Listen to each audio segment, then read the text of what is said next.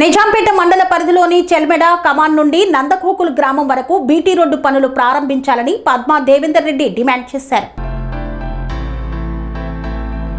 మెదక్ జిల్లా నిజాంపేట మండల పరిధిలోని చెల్మెడ కమాన్ నుండి నందకోకుల్ గ్రామం వరకు బీటీ రోడ్డు పనులను వెంటనే ప్రారంభించాలని మాజీ ఎమ్మెల్యే పద్మా దేవేందర్ రెడ్డి ప్రభుత్వాన్ని డిమాండ్ చేశారు. శుక్రవారం ఆమె విలేకరుల సమావేశంలో మాట్లాడుతూ గత బీఆర్ఎస్ ప్రభుత్వ హయాంలో నస్కల్, నందకోకుల్, చెల్మెడ గ్రామాల మీదుగా కమాన్ వరకు సుమారు 15 కిలోమీటర్ల మేర రోడ్డు నిర్మాణానికి 13 కోట్ల నిధులు మంజూరయ్యాయని తెలిపారు. అసెంబ్లీ ఎన్నికలు రావడంతో పనులు నిలిచిపోయాయని, అనంతరం తాము ఎన్నికల్లో ఓడిపోవడం రోడ్డు పనులను పట్టించుకునేవారు లేకుండా పోయారని పేర్కొన్నారు. కాంగ్రెస్ పార్టీ ఎమ్మెల్యే మైనంపల్లి రోహిత్రావు గెలిచినా రోడ్డు పనులపై దృష్టి సారించడం లేదని ఆరోపించారు. దీంతో నస్కల్ గ్రామస్తులు నిరాహార దీక్ష చేపట్టగా కేవలం 4 కిలోమీటర్ల మేర పనులు చేపట్టి మిగిలిన రోడ్డు పనులను అర్ధాంతరంగా వదిలేశారని ఆగ్రహం వ్యక్తం చేశారు.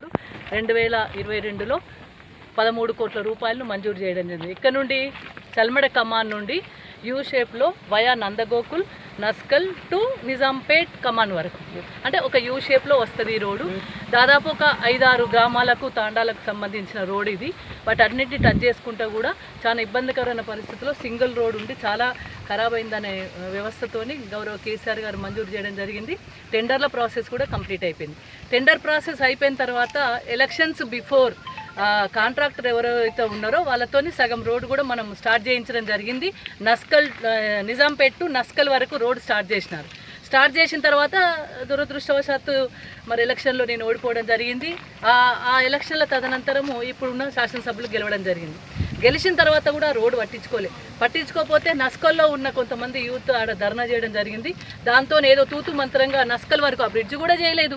ఆ బ్రిడ్జ్ కూడా ఏదైతే నిజాంపేట దగ్గర దాటుతూ నస్కల్కి వచ్చే బ్రిడ్జ్ కూడా చేయలేదు, కానీ ఓన్లీ తూతు మంత్రంగా రోడ్డు మాత్రం వేసిన తర్వాత మరి అక్కడే మళ్ళీ ఇది నస్కల్ టు ఏదైతే నందగోకుల్ టు ఏదైతే చల్మెడ ఉందో ఇక్కడికి రోడ్ అయితే చాలా ఇబ్బందికరమైన పరిస్థితిలో ఉంది.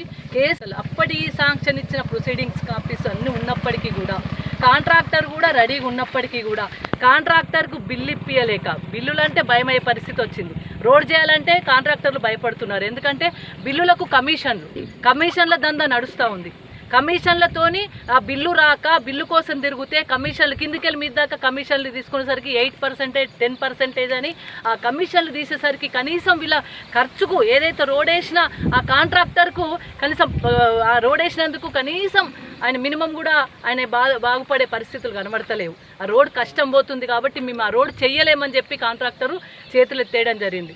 నేను డిమాండ్ చేస్తూ ఉన్నాను, ఇక్కడున్న ఎవరైతే శాసనసభ్యులు ఉన్నారో గతంలో హామీలు ఇచ్చిండ్రో, సొంత పైసలతో చేస్తామని హామీలు ఇచ్చిండ్రు. సొంత పైసలు పక్కన పెట్టుండ్రు, మీరు ఎట్లా సొంత పైసలతో చేసేది ఏం లేదు. కానీ గవర్నమెంట్ ద్వారా ఏదైతే మంజూరైన ఉన్నదో, కేసీఆర్ గారు ఉన్న హయాంలోనే మంజూరైన రోడ్ ఏదైతే ఉన్నదో దాన్ని కనీసం చేయించండి. ఇక్కడున్న చల్మెడ గ్రామస్తులు కావచ్చు, ఇక్కడ నందగోకుల్ గ్రామస్తులు కావచ్చు, నస్కల్ నుండి మొదలుకొని రాంపూర్ నగరం మిగతా తాండా వాసులు కూడా చాలా ఇబ్బంది పడుతూ ఉన్నారు. రోడ్డు మీద వెళ్ళాలంటే భయపడుతూ ఉన్నారు. నడకకు కూడా పరిస్థితులు సరిగా లేవు. నడుద్దామంటే కూడా సరైన పరిస్థితులు లేని విధంగా రోడ్డు ఉంది. కావాలంటే ఈ రోడ్డు కూడా వచ్చి చూపెట్టండి. ఏం నడుస్తుంది అసలు? ఎక్కడుంది ఈ రాష్ట్రంలో? ఏం జరుగుతుంది? కమిషన్లకేనా? కమిషన్లకు ఎగబడుతున్నారు తప్ప అభివృద్ధికి నోసుకోలేని పరిస్థితులు వచ్చినాయి. ఓ దిక్కు రైతులు ఇబ్బంది పడుతూ ఉన్నారు. యాప్ కోసం యూరియా దొరకక నానా అవస్థ పడుతున్నారు. యాప్ అని పెట్టిండ్రు, జిల్లా యూనిట్ చేసిండ్రు, అదొక అవస్థ. ఇప్పుడేమో మళ్ళీ ఈ రోడ్లు లేక ఇదొక